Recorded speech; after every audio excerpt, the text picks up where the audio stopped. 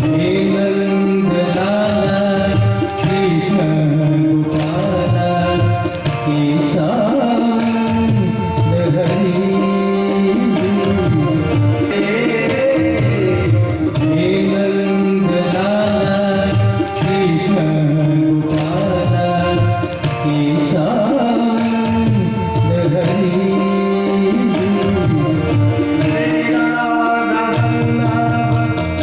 Radha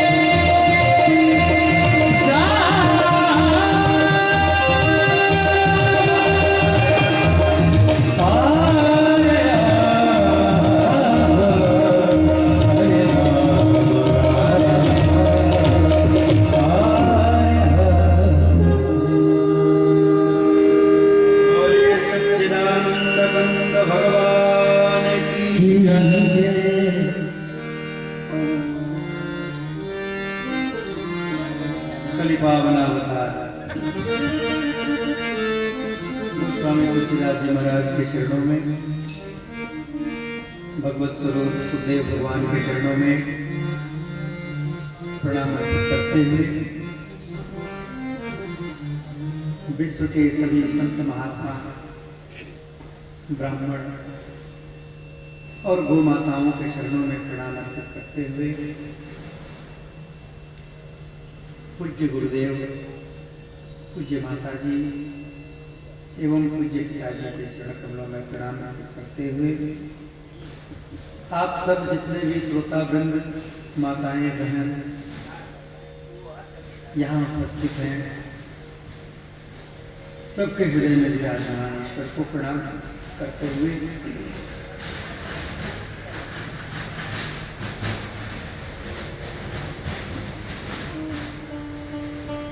परम पुरुष परमात्मा आनंद कंद श्री कृष्णचंद्र भगवान कथा में अपने संगीत के माध्यम से मधुरता की सृष्टि करने वाले हमारे कलाकार वृंद,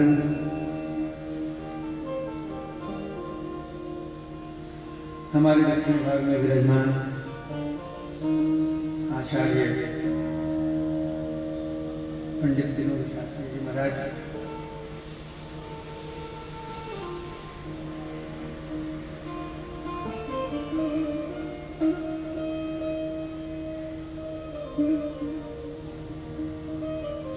इस कथा के मूल में विराजमान श्री जगत मोहन पांडे जी, श्री रविंद्र पांडे जी, श्री भगवान पांडे जी, आर.पी. सिंह साहब और इस क्षेत्र के सभी जनता जनार्दन, सब कह देने से सबका बोध हो गया। जिनका नाम याद है, मालूम है, और उन लोगों का मेरे ऊपर अधिकार है, मेरा उन लोगों के ऊपर अधिकार है।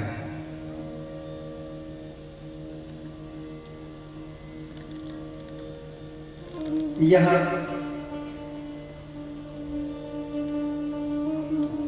अगर बीच में 2 वर्ष कथा में व्यतिक्रम नहीं पड़ता तो यह 12वें वर्ष की कथा थी।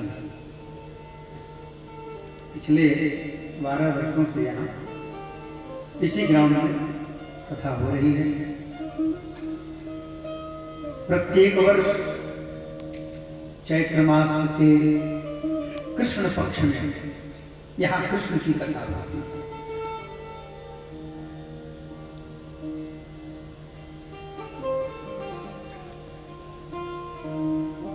और जब राम जी की कथा होती है तो वो भी कृष्ण ही जी की कथा है, क्योंकि वो भी काले ही है।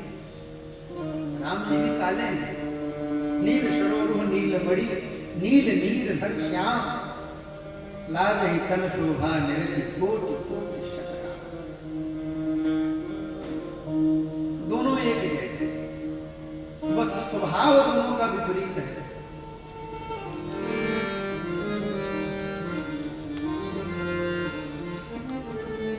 राम कृष्ण दो वीर कहे अंतर निवेश,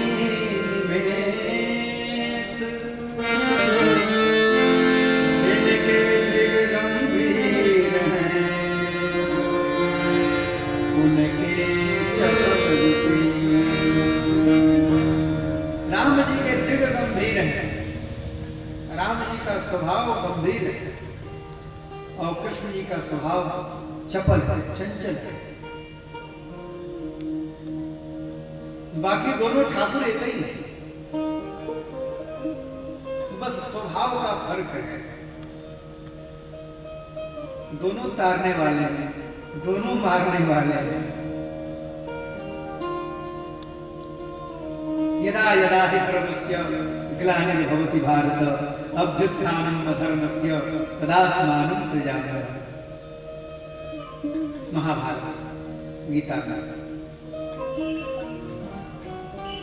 और मानस में जब जब हो ही धर्म कह हानि, बाढ़ अधम असुर अभिमान,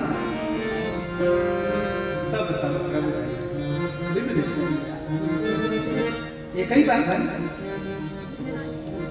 रस बदल जाता है, केवल रस परिवर्तन हो जाता है।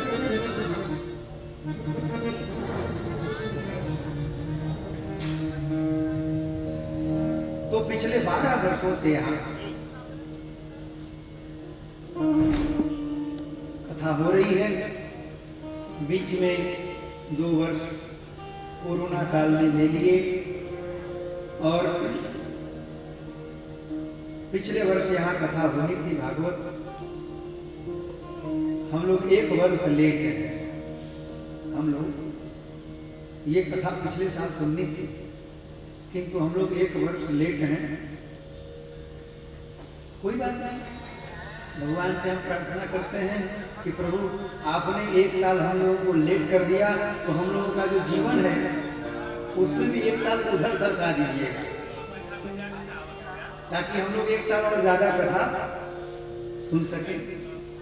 और 1 ही साल क्यों, जब प्रार्थना ही करना है तो 2-4-10 साल की प्रार्थना करें। वो तो महादानी है, उनसे कम की प्रार्थना की है।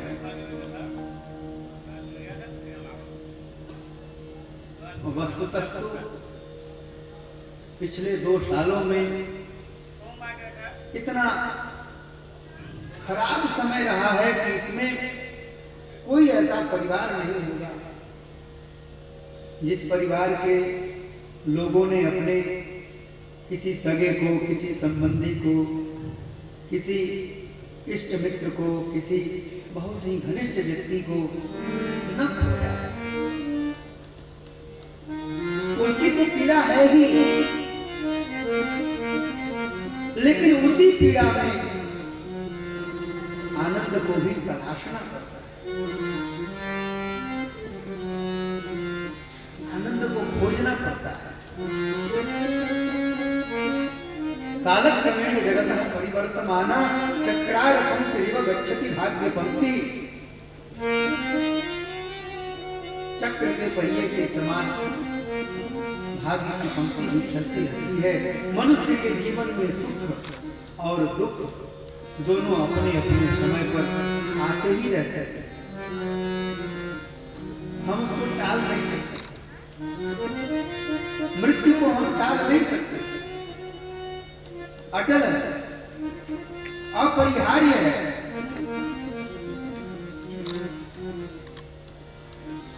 लेकिन उसी मृत्यु को संवारने की, सजाने की जो कथा है वह श्रीमद् भागवत महापुराण है।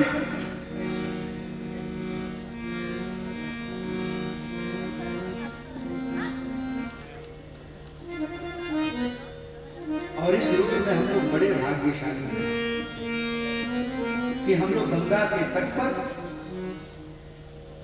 बैठ करके और भगवान की मंगलमयी कथा का रसपान करने के लिए बैठे। यह भरत खंड समीप सुरसरी, थल भलो संगत भली। यह भरत खंड है, 9 खंडों में यह भरत खंड है। समीप में सुरसरी है। और कहाँ बैठे हैं हम लोग? श्री रामनाथ कुंज में बैठे हैं। इस स्थान के नाम में भी श्री राम लगा।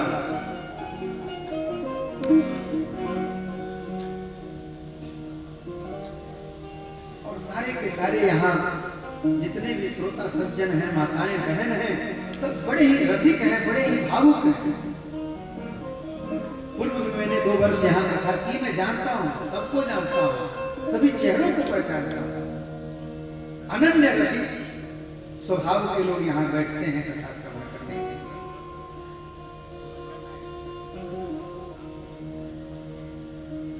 और यह रामनगर की धरती है जहाँ रामलीला होती है, जहाँ 1 महीने तक सभी लोग बैठ करके रामलीला का आनंद लेते हैं।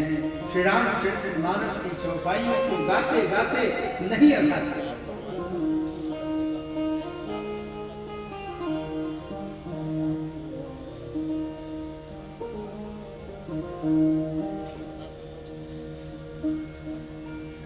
वास्तव में हम लोग बड़े भाग्यशाली हैं। सम्मुख गंगा जी और श्रवण करने के लिए कथा गंगा, गंगा की बड़ी महिमा है। यद जल स्पर्श मात्रेण ब्रह्म दंड हतापि सगरात्मजा दिवं जगमुः किम पुनः श्रद्धया कृणम्।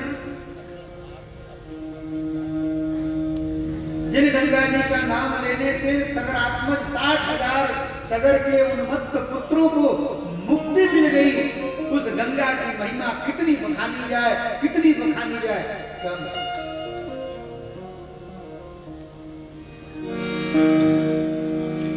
नाम लिए कितने तरी जा,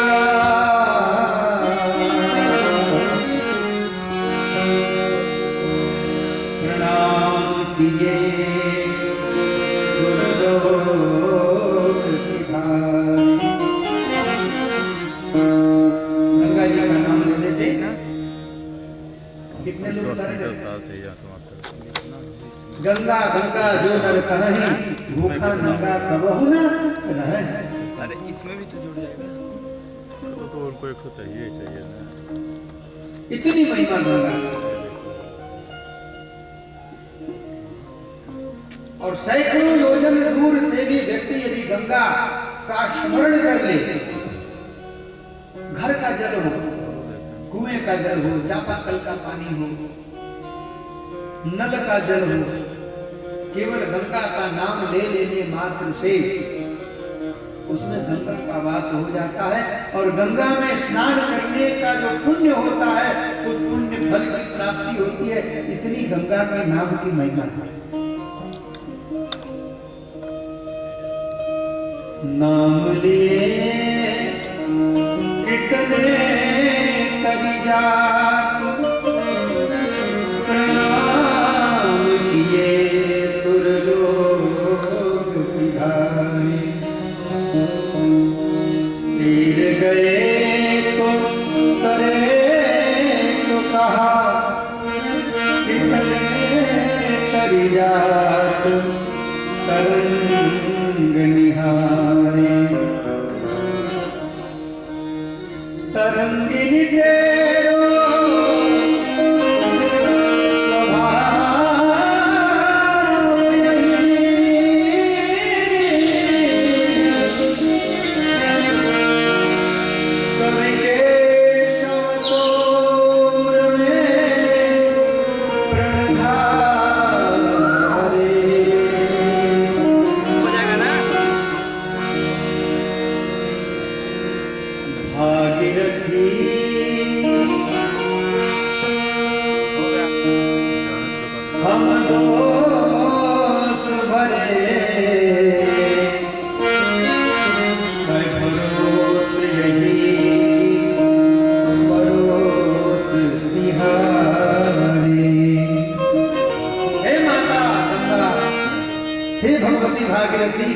हमें तो बस आपका भरोसा है, हमें तो बस इतनी सी आशा है, इतना भरोसा है कि हम आपके पड़ोस में हैं, आपके समीप में हैं, तो निश्चित ही आपको हमारी सुधि आएगी और हमारे ऊपर आपकी कृपा अवश्य होगी।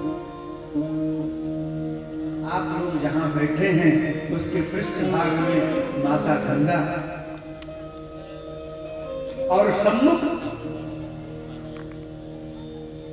मस्त होकर के भगवान की कथा श्रवण, यह दो लाभ एक साथ प्राप्त हो रहे हैं। सुखदेव जी महाराज पंचम स्कंद में कहते हैं कि न यत्र वैकुंठ कथा सुधापगा, न साधवो भागवता तदाश्रया,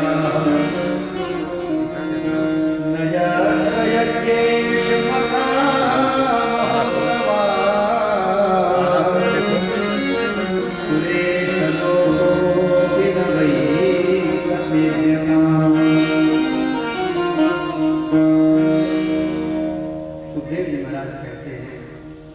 कि जहां पर भागवत की कथा न होती हो, जहां भगवत भागवत चर्चा न होती हो, भगवान के भक्तों की चर्चा न होती हो, जहां पे साधुओं के द्वारा भगवान की मंगलमयी कथा का गुणगान न किया जाता हो, जहां पे भगवान के निमित्त यज्ञ न होते हो, महोत्सव न होते हो, सुंदर सुंदर संगीत वाद्यों के माध्यम से भजन संकीर्तन न होते हो, सुरेश लोक को बिना वैसा से वेदांत, अगर सुरेश का भी लोक हो, अगर साक्षात इंद्र का भी लोक हो, स्वर्ग लोक भी हो, तो ऐसे स्थान का सेवन नहीं करना।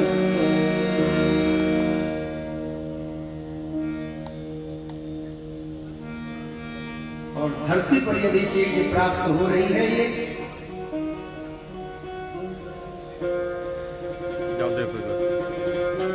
तो यह विचार करना चाहिए कि हमारा कितना बड़ा भाग्य है। तत्रैव गंगा यमुना त्रिवेणी गोदावरी सिंधु सरस्वती च सर्वाणि तीर्थानि वसन्ति तत्र यत्राच्युतोदार कथा प्रसंग। जिस स्थान पर भगवान के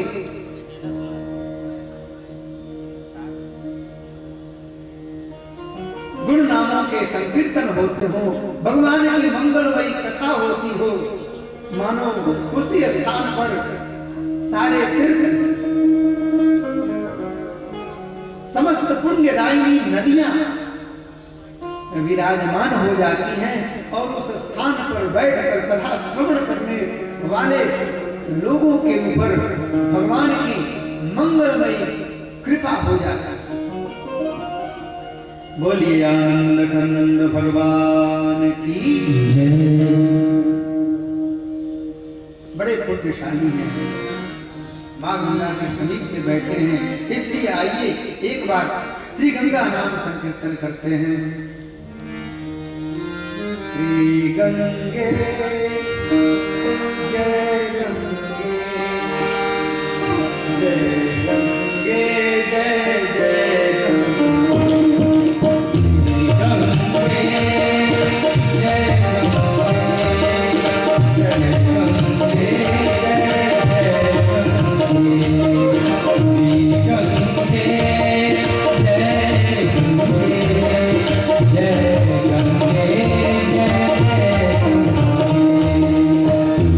गंगे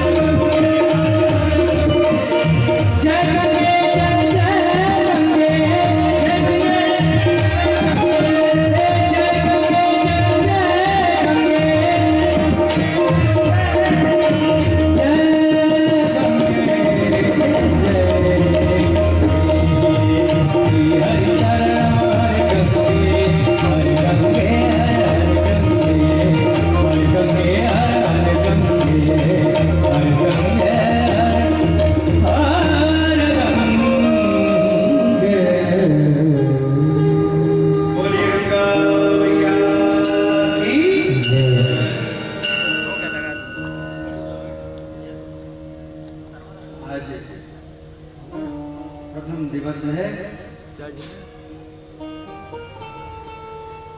फिर भी कथा समय से प्रारंभ हुई है। आइए बड़े ही आनंद से भगवान की इस मंगलमयी कथा में प्रवेश करें। हाँ मोबाइल बैटरी उससे पूर्व बैटरी गायब हो गई। भगवान गणपति का स्मरण कर लें। गजाननं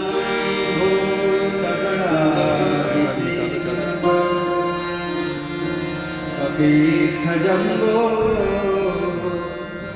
फलचारुभक्षणम् उमासुतं शोकविनाशकारकम्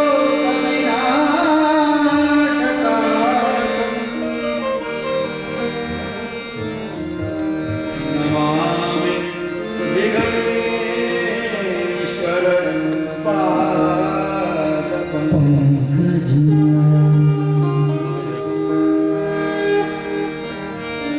बोलिए गणपति महाराज की जय। गौरी सुत गणेश भगवान की जय।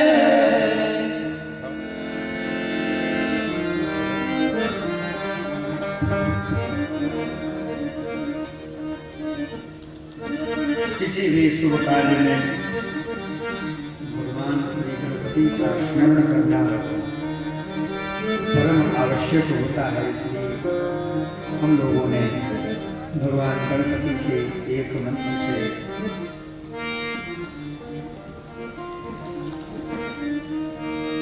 उनका स्मरण किया।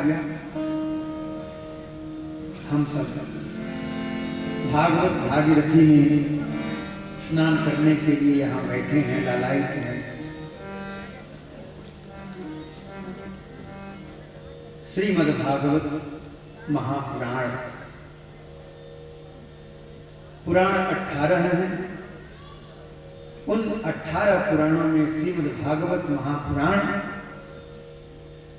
एक ऐसा पुराण है जिसमें श्रीमद् लगा है। और सभी पुराण हैं किंतु भागवत महापुराण। श्री भागवत जी महाराज पुराण सम्राट हैं, पुराणों के राजा हैं, नृप।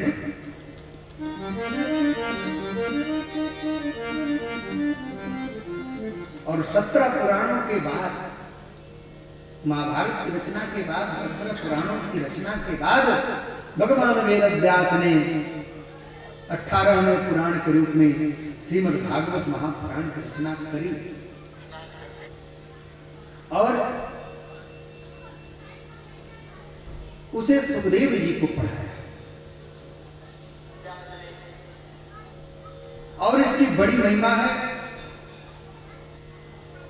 भागवत की कथा करने और सुनने वाले दोनों को इसका लाभ मिलता है। जो कहता है, जो सुनता है, उसकी कीर्ति बढ़ती है। भा शब्द कीर्ति वचन, भा ग व त 4 अक्षर है। उसमें जो भा अक्षर है वो कीर्ति को द्योतित करता है। मानो जो भागवत श्रवण करता है उसकी कीर्ति बढ़ती है। भा शब्द कीर्ति वचन, ग शब्द ज्ञान वाचक, ग शब्द ज्ञान का बोधक है, व्यक्ति का ज्ञान भी बढ़ता है। भा ग, तीसरा अक्षर है वो। सर्वेष्ट वचनों वश्चक, वह अक्षर को लेकर के कहा कि भागवत का श्रवण करने वाला जो व्यक्ति होता है, जो मनुष्य होता है, उसकी समस्त इष्ट कामनाएं पूर्ण हो जाए।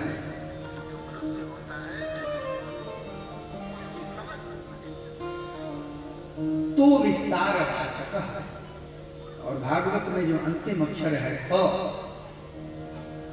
ये विस्तार शब्द को द्योतित करता है तो कथा श्रवण करने वाले और कहने वाले दोनों का विस्तार है। कौन है इस जग में ऐसा व्यक्ति जो अपना विस्तार न चाहता हो? सब चाहते हैं। हमारे पास अगर 10,000 रुपया है तो हम चाहते हैं कि हम लखपति हो जाएं। हम लखपति हैं तो हम चाहते हैं कि करोड़पति हो जाएं। हम करोड़पति हैं तो चाहते हैं कि अरबपति हो जाएं।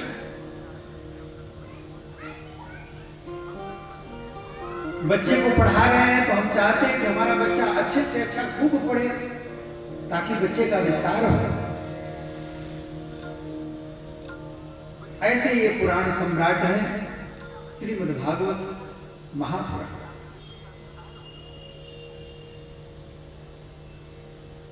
भागवत के प्रारंभ में भागवत की महिमा का बखान किया जाता है, वर्णन किया जाता है, क्योंकि जब तक व्यक्ति किसी की महिमा को न जाने, किसी के महात्म्य को न जाने,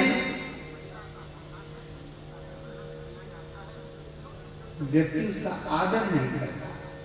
और जब हम महिमा जान जाते हैं तो हम उस वस्तु की आदर करने लगते हैं।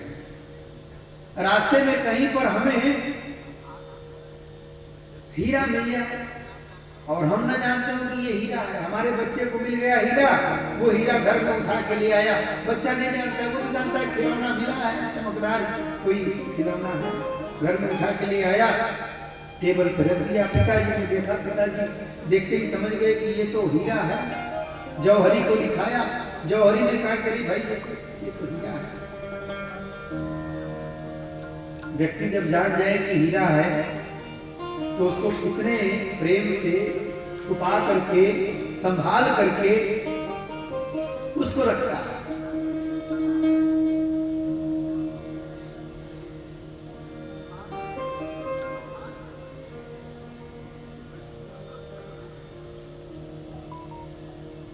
बोलिए आनंद कंद भगवान की जय।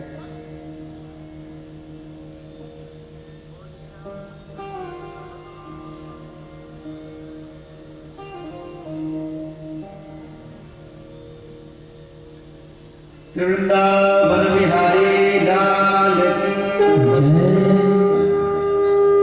तो महिमा जानने से हम उस वस्तु की अवहेलना नहीं करते, उसका मान करते हैं, उसको आदर देते हैं। प्रारंभ में महिमा का वर्णन है। सच्चिदानंद रूपाय विश्वोत्पत्त्यादि हेतवे तापत्रय विनाशाय श्री कृष्णाय वयं नमः। आइए आइए वैदिक जी, आइए जय हो, जय हो।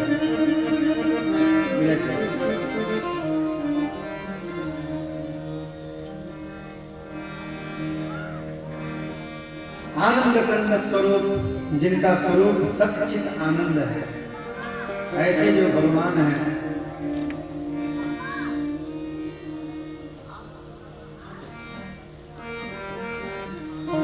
जो विश्व की उत्पत्ति, पालन और संहार को करने वाले हैं और हमारे 3 प्रकार के तापों को नष्ट करने वाले हैं, ऐसे भगवान श्री कृष्णचंद्र को हम प्रणाम करते हैं। बोलिए श्री कृष्णचंद्र भगवान की यम प्रव्रजन्तमपेत कृत्यं द्वैपायन कातरया जुहाव पुत्रेति तन्मयतया सर्वो भेदुः तं सर्वभूतहृदयं मुनिमानतोऽस्मि।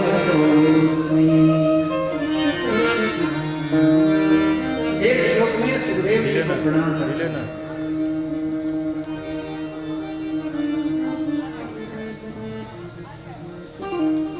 और भगवान वेद व्यास कहते हैं कि भारत वर्ष की पुण्यशाली और पवित्र भूमि पर नैमिषारण्य क्षेत्र में 88,000 ऋषियों का एक सत्र हो रहा है। सत्र का तात्पर्य होता है कि उसमें जितने लोग भाग लेने वाले होते हैं सबको समान रूप से फल की प्राप्ति होती है। यज्ञ में जो व्यक्ति यज्ञ करता है, जो यज्ञ का कर्ता होता है, जो यजमान होता है, उसके नाम से ही संकल्प बोले जाते हैं, उसी को पुण्य की प्राप्ति होती है। लेकिन सत्र में जितने लोग उसमें भाग लेते हैं सबको समान मात्रा में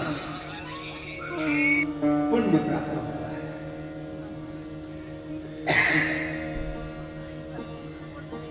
88,000 ऋषियों का शिष्टमंडल बैठा है।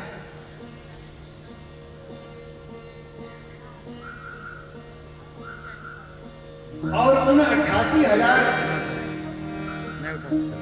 ऋषियों में जो प्रमुख हैं वह शौनक जी महाराज हैं।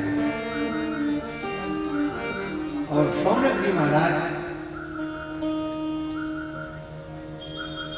एक दिन सूत जी महाराज को सम्मुख पाकर के जो सत्र चल रहा था उसी सत्र के बीच में, और यह सत्र कितने वर्षों तक चलने वाला था? सहस्त्रम सममासतम, 1000 वर्षों तक चलने वाला यह सत्र था। 1000 वर्ष तक चलने वाला यह सत्र था। उसमें एक दिन सूत जी महाराज पधारे और सूत जी महाराज को देख करके शौनकादिक महर्षि बड़े प्रफुल्लित हुए, बड़े प्रसन्न हुए और प्रसन्न होकर के उनको एक दिव्य आसन पे बिठाया और बिठा करके सब लोग नीचे बैठ गए। और सूत जी से शौनक जी ने पूछा, महाराज आपने हम लोगों के ऊपर बड़ी कृपा की, हम लोग यह जो यज्ञ सत्र कर रहे हैं इसमें हम लोग दिन भर यज्ञ यागादि कर्म करते हैं, लेकिन अब आप आ गए हैं तो हम लोग इसमें अब कथा प्रवचन भी श्रवण करेंगे। आप हम लोगों के ऊपर कृपा कीजिए। अज्ञानध्वांत विध्वंस कोटि सूर्य समप्रभ सूताख्याहि कथासार मम कर्ण रसायनम। हे सूत जी महाराज, आप का जो ज्ञान है वह ज्ञान कैसा है? अज्ञान ध्वांत विध्वंस कोटि सूर्य समप्रभ, करोड़ों सूर्यों के समान दे दीप्यमान अंधकार को नष्ट करने वाला आपका ज्ञान है। अर्थात हम लोगों के भीतर जो अज्ञान है उस अज्ञान को नष्ट करने में आपका ज्ञान सहायक है। इसलिए आप हम लोगों के ऊपर कृपा करिए। कैसी कृपा करिए? सूताख्याहि कथा सारम, हे सूत कथा सारम आख्याहि। हे सूत जी महाराज कथा का सार तत्व सुनाइए। हम लोग दूध पीते हैं, दूध का आनंद अलग है, दही खाते हैं, दही का आनंद अलग है, लेकिन यदि दही का सार तत्व घी आपको प्राप्त हो जाए तो उसका आनंद फिर अलग है। क्या 1 किलो दही में 1 किलो घी निकल जाएगा? नहीं निकलेगा। अर्थात 1 किलो दही का जो निचोड़ होगा थोड़ा सा घृत, वो उसका सार तत्व है। अर्थात संपूर्ण जो कथाएं हैं, पुराण है, रामायण है, महाभारत है, उपनिषद है, ब्राह्मण ग्रंथ हैं, आरण्यक ग्रंथ हैं, इन सभी ग्रंथों का जो निचोड़ है वह सार तत्व है। हे सूत जी महाराज, वही सार तत्व हम लोगों को सुनाना। कहा कि भयंकर कलिकाल चल रहा है।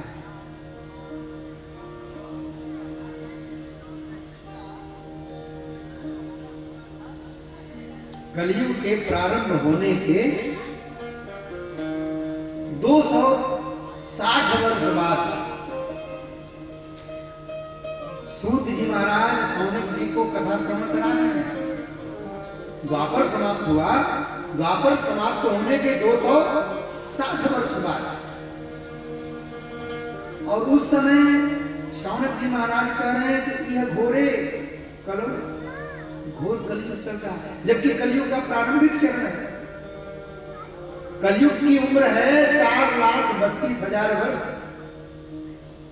और 4,32,000 वर्ष में अभी 5,122 वर्ष बीता है। 23वां प्रारंभ होने वाला है। 5,123वां प्रारंभ होने वाला, ये शुक्ल पक्ष से प्रारंभ होगा। 22वां चल रहा है। 4,32,000 में अभी 5,000, अभी पूरा का पूरा शेष ही है। इतने में हम लोग पता नहीं कितने बार इस धरती पर आएंगे, कितने बार आएंगे। जैसे राम जी आते हैं, कभी राम बन के, कभी राम बन के, प्रभु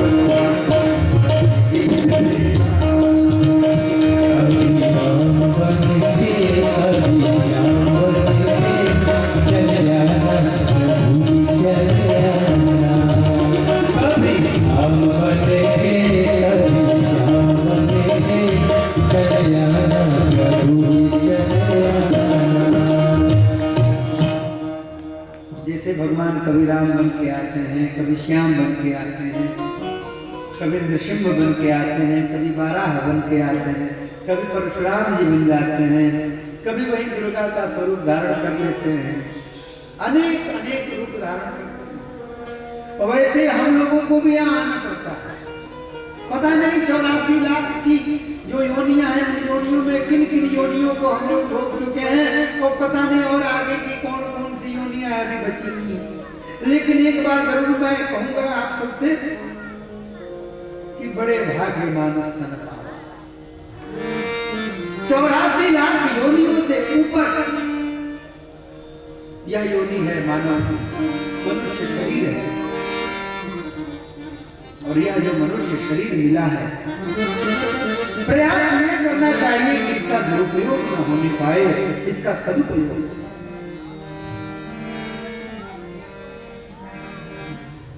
पता नहीं कितने बार आना पड़ेगा। सूत जी से कहते हैं कि यह घोरे कलौ प्रायो जीवाश्चासुरताम गतः। जीव जो है असुर भावापन्न हो गए हैं। क्लेशाक्रांतस्य तस्यैव शोधने किं परायणम्। उन जीवों की शुद्धि कैसे हो? श्रेयस्कर मार्ग कौन सा है? भगवान श्री कृष्ण की प्राप्ति कराने वाला सबसे सुगम मार्ग कौन सा है? आप कृपा करके हम लोगों को कहिए। सूत जी महाराज भी सौनकादिक ऋषियों का अभिनंदन करते हैं, और अभिनंदन करने के पश्चात निवेदन करते हैं। कहते हैं, प्रीति शौनक चित्ते यतो वच्मि विचार्य च सर्व सिद्धांत निष्पन्नम। सभी सिद्धांतों का जो निचोड़ है और संसार भय नाशनम, संसार के हर प्रकार के भय को नष्ट करने वाला भगवान श्री कृष्ण की प्राप्ति कराने वाला जो तत्व है, वही तत्व आप सबके समक्ष में रखूंगा। सावधान दया श्रीण, सावधानी पूर्वक श्रवण कीजिए। सूत जी महाराज कहते हैं, मैं भी आप लोगों से कहता हूं कि आप लोग भी 7 दिन का यह जो समय है कथा पांडाल में समय से आइए। बाकी तो साल भर वही करना है, वही चूल्हा, वही चौका। तो पंखियों मूद करके किचन में पहुंच जाएंगे तो खोजना थोड़ा पड़ेगा, उस तो हाथ इधर उधर करेंगे सब मिल जाएगा, सब हो जाएगा। 7 दिन थोड़ा पहले बना लीजिए। और आजकल तो कैसरोल भी आता है ना, हमको तो ज्यादा अंग्रेजी आता नहीं। वो कोई बर्तन होता है ना जिसमें रोटी बना के रख दीजिए तो गर्म रहता है, बना के रख दीजिए। और नहीं तो 4-6 लोगों का बनाने में कितना समय लगता है। कथा सुन के जाइए और प्रेम से एकदम गर्मा गर्म बनाइए, चकाचक खाइए, घी लगा कर। घी लगाने से अन्न शुद्ध हो जाता है, इसलिए घी लगा के खाना चाहिए। लेकिन कथा तो 7 दिन मिलेगी, इसलिए 7 दिन प्रयास करिए कि समय से यहाँ पर आप लोग पधारें। और आप लोग देख ही रहे हैं कि आप लोगों के अगल बगल के कौन कौन लोग नहीं आए हैं, उनको भी पकड़ के ले आइए। इसी में कथा है कि भृगु जी महाराज जब सनत सनंदन सनातन और सनत कुमार कथा कर रहे थे तो भृगु जी महाराज पकड़ पकड़ के ले आ रहे थे। गुरुत्वाकर्षण ना आता, जो अभिमान के कारण नहीं आना चाहते थे, भृगु जी महाराज सबको पकड़ चला बैठ के क्या करोगे आप इधर, पकड़ के ले आके कथा सुना रहे थे। क्यों? क्योंकि आप पकड़ के ले आएंगे ना, तो जिसको पकड़ के ले आएगा उसका आधा फल आपको मिल जाएगा। जो लोग सुन रहे होंगे वो लोग कल से खुदा अपने मन में आएंगे। इस चक्कर में कि कहीं दूसरा बुला के ले जाएगा तो हमारा वाला आधा उसको तो मिल जाए। हाँ, कोई अपना थोड़े देना चाहता है। आज के जमाने में कोई कुछ किसी को देना नहीं चाहता है फ्री में। बस एक ही वस्तु है जो लोग फ्री में देना चाहते हैं। बताइए क्या?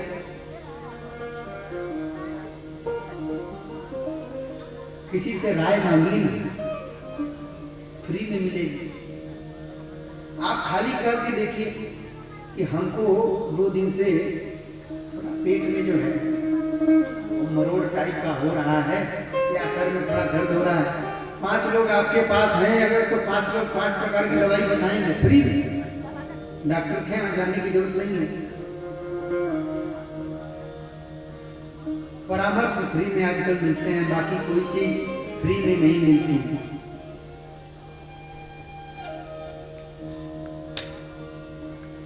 तो 7 दिन तक प्रेम से कथा श्रवण करें। काल व्याल मुखग्राश्वत्राश निर्णास हेतवे श्रीमद् भागवतं शास्त्रं कलौ कीरेण भासितम्। काल रूपी जो सर्प है, यह सर्प किसी को छोड़ने वाला नहीं है। एक न एक दिन ये ग्रसित करेगा, खाएगा। काल किसी को नहीं छोड़ेगा, इससे कोई बच के जाने वाला नहीं है। लेकिन जो कथा श्रवण करने वाले लोग हैं उनको फिर काल का डर भी नहीं सताता है, उनको काल से डर नहीं लगता है। क्योंकि कथा श्रवण करने वाले तो महाकाल के भक्त हो जाते हैं। बोलो जय जय श्री राधे। जय श्री राधे। थोड़ा जोर से बोलिए जय जय श्री राधे। जय जय श्री राधे। नहीं, थोड़ा और जोर से बोलिए। आज एकादशी थोड़े, आज तो सप्तमी है। एकादशी के दिन आप लोग बोलिएगा, नहीं बोलिएगा तो हम मान लेंगे कि भाई सवेरे से कुछ हुआ नहीं है तो कोई बात नहीं। बोलिए जय जय श्री राधे। हाँ, ये देखिए आप लोग चैतन्य हो गए।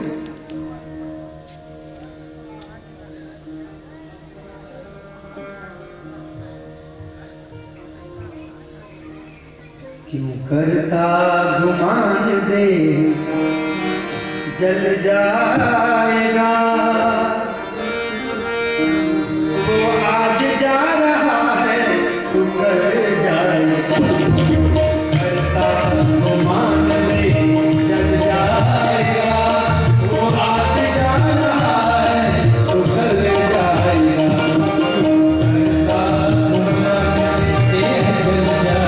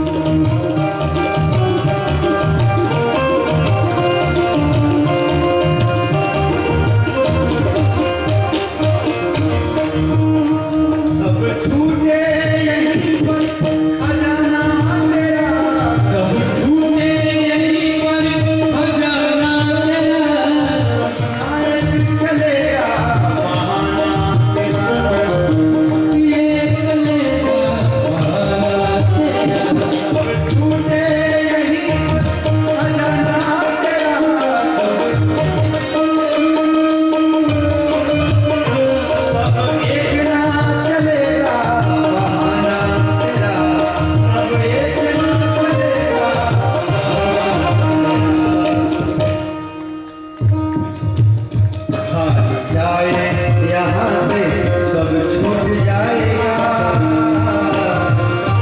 भाग जाए यहाँ से सब छूट जाएगा, वह आज जा रहा है तो कल जाएगा, वह आज जा रहा है तो कल जाएगा, क्यों करना वो मान ले जल जाएगा, वो आज जा रहा है तो कल जाएगा, वो आज जा रहा है तो कल जाएगा, वो आज जा रहा है तो कल जाएगा।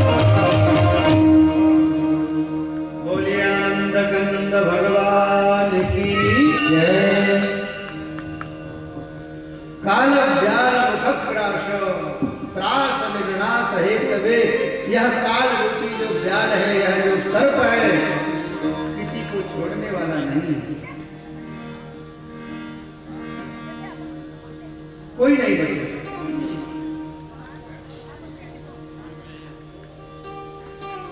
लेकिन जो सत्संग करने वाला व्यक्ति है, उसको काल का कोई भय भी नहीं लगेगा, वो हमेशा परमानंद में निमग्न रहेगा।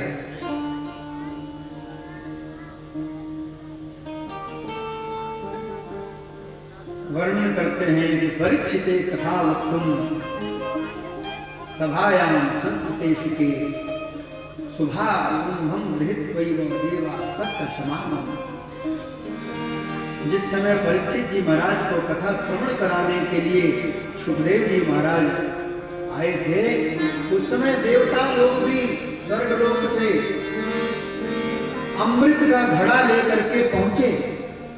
सुखदेव जी से निवेदन किया कि महाराज, हम लोगों ने सुना है कि परीक्षित जी को एक ब्राह्मण बालक का श्राप लग गया है और 7वें दिन इनकी मृत्यु हो जाएगी, तो हम लोग इनके लिए अमृत का कलश लाए, आप इनको अमृत पिला दीजिए और इस अमृत के बदले में हम लोगों को कथामृत पिला दीजिए। सुखदेव जी ने विचार किया, को कथा को सुधा लोके को काचा को मणिर महा, कहां कथा की अमित महिमा और कहां ये अमृत जो कुछ दिनों के लिए स्वर्ग की प्राप्ति कराने वाला है। और अमृत का पान करने से पुण्य की प्राप्ति होती है, किंतु जब पुण्य नष्ट हो जाते हैं तब क्षीणे पुण्य मर्तलोकम विशन्ति, पुण्य नष्ट हो जाने पर पुनः जीव को मृत्यु लोक पर आना पड़ता है। तो कहां संसार का चक्कर लगाने वाला या अमृत और कहां संसार से मुक्ति दिलाने वाला यह कथामृत। तो क्या कथामृत से कभी स्वर्ग लोक के अमृत की तुलना हो सकती है? और ये देवता जो बड़े ही स्वार्थी हैं, देवताओं ने कहा सुखदेव जी से कि महाराज, एवं विनिमये जाते सुधार आज्ञा प्रपीयता, विनिमय कर लीजिए, व्यापार कर लीजिए। हाँ भाई, व्यापार कैसा व्यापार, कथा में कैसा व्यापार? महाराज कथा हम लोगों को सुना दीजिए और अमृत परीक्षित जी को पिला दीजिए। सुखदेव जी ने कहा कि अगर प्रेम भाव से श्रद्धा भाव से ये देवता लोग कथा श्रवण करने के लिए आते तो मैं इनको अवश्य कथा सुनाता, लेकिन ये देवता लोग तो बनियागिरी करने आए हैं। सुखदेव जी ने डांट करके भगा दिया देवताओं को वहां से, भाग जाओ यहां से, तुम लोग कथा सुनने के अधिकारी नहीं है। और बाद में जब 7 दिन की कथा के पश्चात जब परीक्षित जी महाराज को मुक्ति की प्राप्ति हुई तो सारे देवता ऋषि मुनि सब लोग बड़े विस्मित हुए। राज्यो मोक्षम तथा वीक्ष्य पुरा धाता भी विस्मित, ब्रह्मा जी भी बड़े विस्मित हुए परीक्षित जी की मुक्ति को देखकर। और तराजू पर एक तरफ भागवत जी को रखा, दूसरी तरफ अन्य साधनों को रखा, यज्ञ अनुष्ठान, अन्य सभी पुराणों को, अन्य सभी शास्त्रों को। लेकिन भागवत जी का जो पलड़ा था वो पलड़ा भारी हो गया, नीचे की ओर चला गया। बोलिए भागवत भगवान की। तब स्वयं ब्रह्मा जी ने भी मेरे भगवत रूपम, भागवत जी को साक्षात भगवान का ही स्वरूप मान करके भागवत जी का पूजन किया।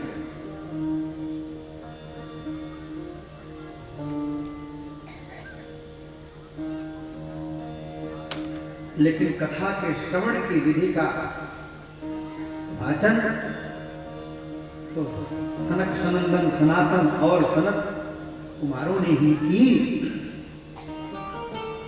तो सौनक जी महाराज पूछते हैं सूत जी से कि हे सूत जी महाराज, हमने सुना है कि श्री नारद जी महाराज जो हैं वे कभी एक स्थान पर बहुत देर तक रुकते नहीं हैं, लोक विग्रह से मुक्त हैं, लोक का संग्रह नहीं करते, कहीं ज्यादा देर तक रुकते नहीं। लोक विग्रह मुक्तस्य नारदस्य स्थिरस्य स अस्थिरस्य नारदस्य विधि श्रवे कुतः प्रीति। विधि श्रवण करने में उनको कहां से प्रेम हो गया, जरा कृपा करके हमको बताइए। तो सूत जी महाराज वर्णन करते हैं कि एकदा ही विशालायां चत्वारः ऋषयो मलाः सत्संगार्थं समायाता ददृशुस्तत्र नारदम्। एक बार बद्री विशाल क्षेत्र में चारों भाई सनक सनंदन सनातन और सनत कुमार, जो ब्रह्मा जी के सृष्टि के प्रथम सर्ग माने जाते हैं, प्रथम सृष्टि भगवान के प्रथम अवतार माने जाते हैं, ये चारों भाई जा रहे थे और नारद जी को देख लिया। नारद जी महाराज बड़े दुखी भाव से, बड़े अन्य मनस्क होकर के आगे बढ़े जा रहे हैं। चारों भाइयों ने देखा नारद जी को, तो नारद जी को रोका। कथम ब्रह्मन तेन मुखा, अरे नारद, अरे अनुज, अरे छोटे भाई नारद जी छोटे भाई हैं सनत कुमार, क्योंकि नारद जी भी तो ब्रह्मा जी के पुत्र हैं, सनत कुमार भी ब्रह्मा जी के पुत्र हैं। तो अपने छोटे भाई की दीनावस्था को देख करके सनत कुमारों ने पूछा, क्या बात है, क्या परेशानी है, क्यों दुखी हो, कहां से आ रहे हो, अब इतनी जल्दीबाजी में कहां जा रहे हो।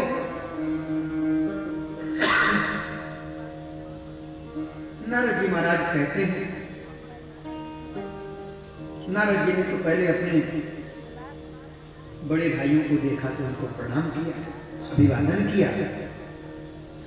ये हमारे यहाँ का संस्कार है, भारतवर्ष की यह मर्यादा है कि हमसे कोई बड़ा मिलता है तो हम उसको पहले प्रणाम करते हैं। इसलिए शास्त्र कहते हैं कि अभिवादनशीलस्य नित्यं वृद्धोपसेविनं चत्वारि तस्य वर्धन्ते आयुर्विद्या यशो बलम्। जो नित्य अपने गुरुजनों का अभिवादन करते हैं, गुरुजन मतलब अपने से बड़े, अपने से श्रेष्ठ जो भी है सब गुरुजन कहलाते हैं।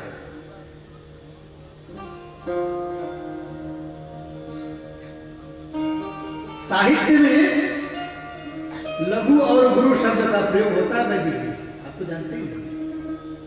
तो लघु मने छोटा और गुरु मने बड़ा। तो जो अपने से बड़ा है यानी वह गुरु है। तो अपने से जो भी बड़ा है सबका अभिवादन करना चाहिए। अभिवादन करने से क्या फायदा होता है? 4 चीजें बढ़ती हैं। ये बात अपने बच्चों को बताना चाहिए, बच्चे को आदत लगाना चाहिए कि प्रतिदिन बच्चा प्रणाम करे। और ये आदत कब लगेगा? जब स्वयं आप अपने से बड़ों को प्रणाम करेंगे। बहू अपनी सास को नित्य प्रणाम करेगी, बहू अपने ससुर को नित्य प्रणाम करेगी, अपने बच्चों को दिखा करके अपने पति को प्रणाम करेगी। अब रोज घर में रहते हैं तो प्रणाम करने की क्या जरूरत है? जब मायके जाएंगे तो प्रणाम कर लेंगे, फिर मायके से आएंगे तो प्रणाम कर लेंगे। प्रातः काल उठे के रघुनाथ, प्रातः काल उठे के रघुनाथ,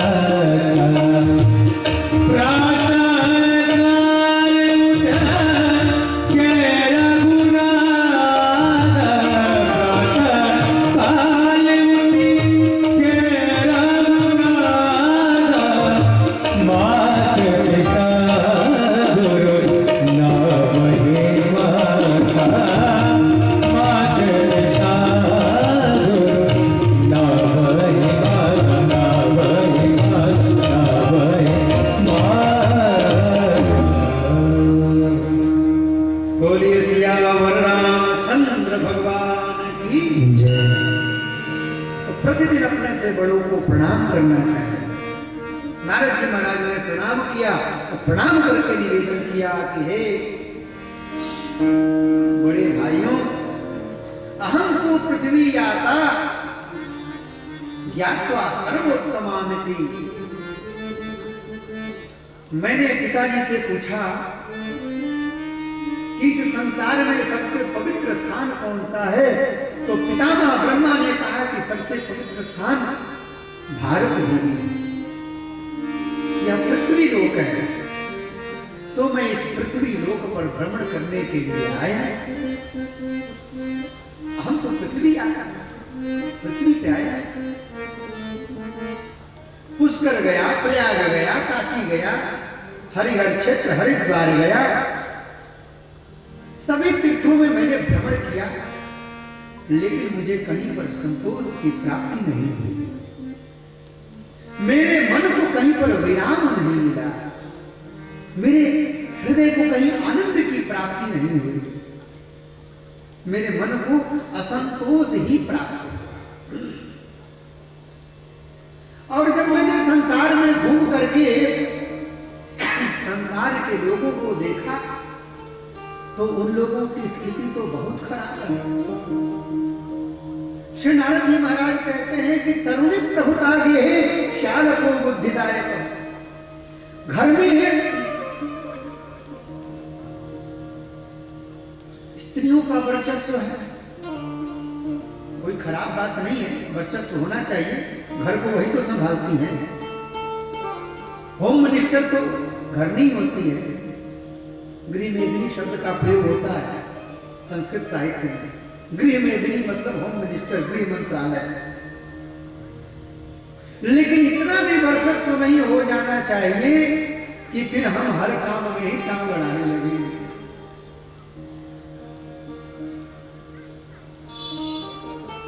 जहां पर उचित सलाह की आवश्यकता है वहां पर उचित सलाह देना चाहिए। भगवान राम ने भी बाली से कहा कि मूढ़, बाली से भगवान राम ने कहा मूढ़ तो ही अतिशय अभिमाना, नारी सिखावन करस न काना। तुम्हारी पत्नी तुमको सिखाती रह गई कि मत जाओ युद्ध करने के लिए, मत जाओ युद्ध करने के लिए। वो मर्यादा पुरुषोत्तम श्री राम और तुम फिर भी युद्ध करने के लिए आए, पत्नी की बात नहीं मानी। तो कहीं कहीं पे पत्नी की बात नहीं मानना चाहिए पुरुषों को,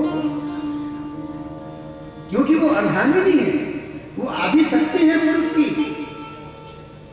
बिना स्त्री के पुरुष पूर्ण नहीं होता और बिना पुरुष के स्त्री भी पूर्ण नहीं होती, और बिना बच्चों के घर भी पूर्ण नहीं होता है।